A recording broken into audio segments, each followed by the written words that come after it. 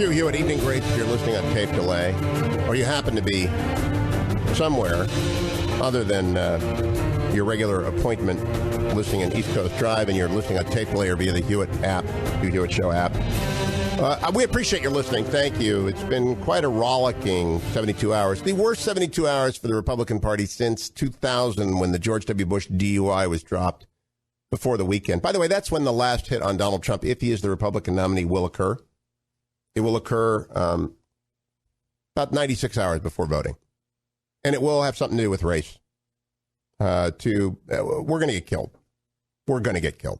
And I've never been a never Trumper. I was neutral. I was Switzerland. Then I moved over to be in the Red Cross, cigarettes, cookies, and smokes for everyone. But it is abundantly clear to me after yesterday's, it became clear. I didn't say it yesterday morning.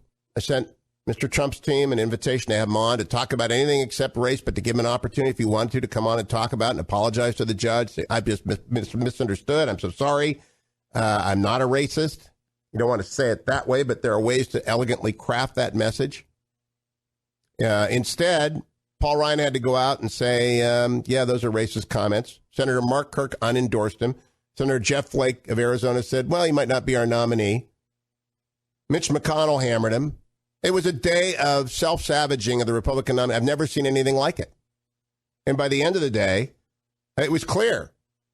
Trump's campaign was in free fall and on fire. Chris Christie has to say, if your number one guy has to walk out and say, I've known Donald for 14 years and he's not a racist, you're not having a good week. Of course, the Clintons, whom we've never beaten them, we being Republicans, we being conservatives, we've never beaten the Clintons, not in 1992, not in 1986, not during the impeachment, not in 2000 when Hillary ran for the Senate, or 2002, not when she ran for re-election. Never beaten her. We're not going to beat her now with Donald Trump. We're going to get killed.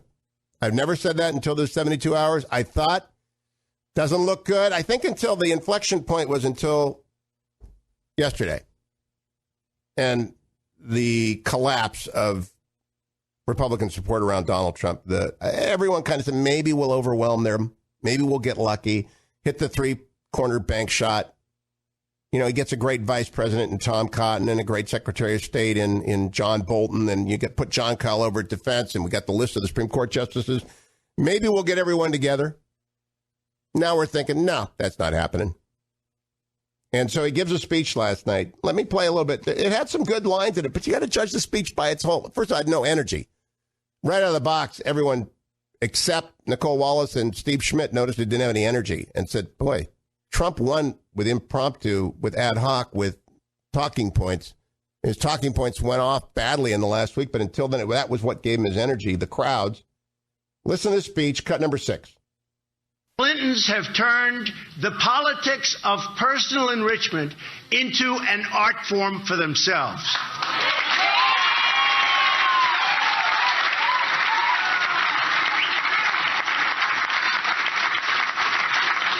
They've made hundreds of millions of dollars selling access, selling favors, selling government contracts, and I mean hundreds of millions of dollars.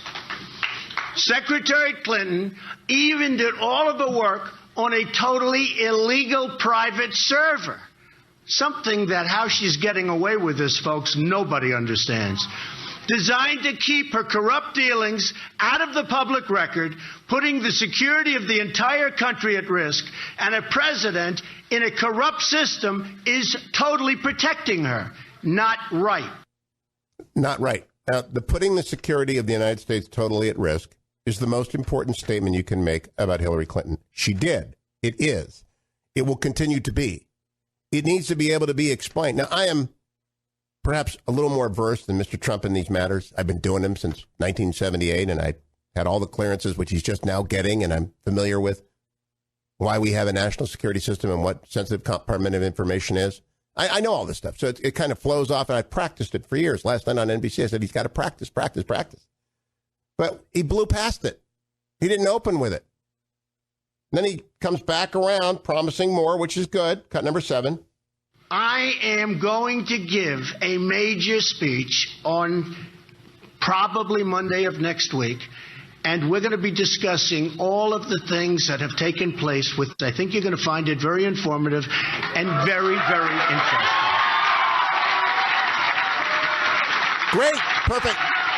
The promise is there, but then let's go to what he said at the end about African Americans, and let me play you what I had to say afterwards. Cut number whatever.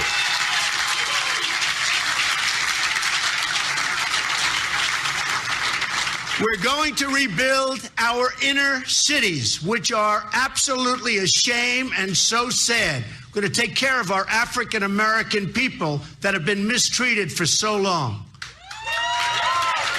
That is cringe. Well, let me play for you. I was listening to it in live time over at MSNBC, and they came to me afterwards. Brian Williams, here's what I had to say. Well, I never thought I would be saying this, so I want to pause and make sure I get it right. I agree with Rachel Maddow and James Carville. I'm very sorry, Hugh. I'm sorry. It is. That's all the time we have. Good night. It was an underwhelming performance. His challenge tonight was to drain the toxicity. I want to go back to Nicole Wallace's comments at the beginning of the program tonight. He's entered into the most toxic region in America. He's gotten race wrong 3 times with his down the Trump Tower speech on Mexican illegal immigrants being rapists, with the David Duke KKK comment, and then with the worst 72 hours of his campaign over the last 3 days. In this speech, he wasn't just tin-eared, it was cobalt-eared at the end when he said, "We will take care of our African Americans." And I actually cringed when I heard that. There was a great 3 lines in there about Secretary Clinton's foreign policy failures, but I was at the end of this saying, Paul Ryan is still thinking about that Daily News cover today that said, "I'm with racists," perhaps the most bludgeoning cover I've seen since the Drop Dead cover for Gerald Ford. I don't think he did anything to stop the panic. I'm with James Carville. I think a lot of people are still looking at the plane is headed towards the mountain. This could be 2006 again. You know, the inflection point today, Brian, I think is up till today, or actually the last 24 to 48 hours, people were thinking we might lose the Senate, but he might win. He names a good vice president, good sec def, good sec state. He could pull this out. And then they began to realize over the last 24 hours, he could lose the House, the Senate, governorships, state legislatures. It's a panic mode. And that speech, because of the reasons Rachel articulated, did not take it away. So, Hugh, what do you do? What does that mean? You can see on radar the plane headed to the mountain, in your words. What does it mean? New pilots. You get a vice president, you get a secretary of defense, you get a secretary of state. You surround yourselves with a team, because one thing that Carville said, James said this 2 hours ago, there is no campaign. There isn't. They had to bring Chris Christie across the river. They had to rush in reinforcements. I assume that Donald Jr., Eric, and Ivanka were involved as well. There isn't any structure there. There isn't depth. And the writing in the speech, Chris Matthews, the former ghostwriter, so am I, it was just pedestrian. Tell me what we take away from that, other than the cringeworthy moments and the fact that he didn't insult anybody.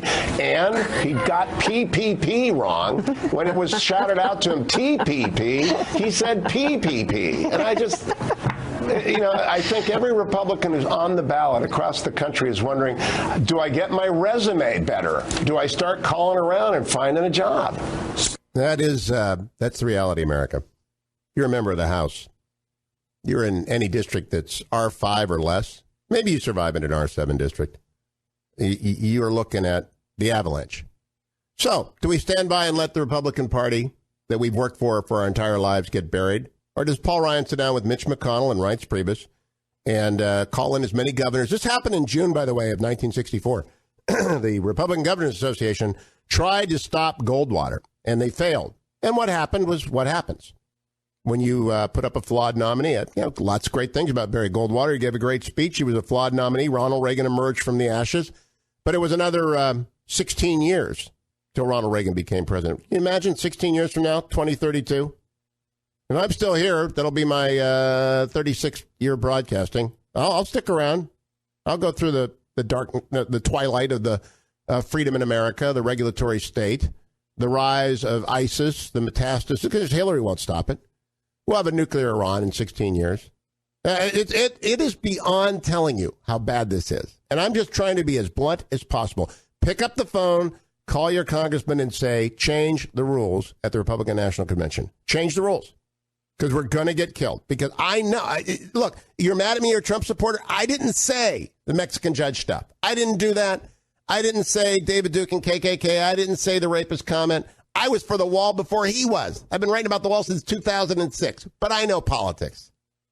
And I know especially when the sinking feeling in the Republican soul is widespread, deep, and growing larger every day. And pretending it isn't happening, that's like pretending you haven't got a fatal disease. I'll be right back on the Hugh Hewitt Show.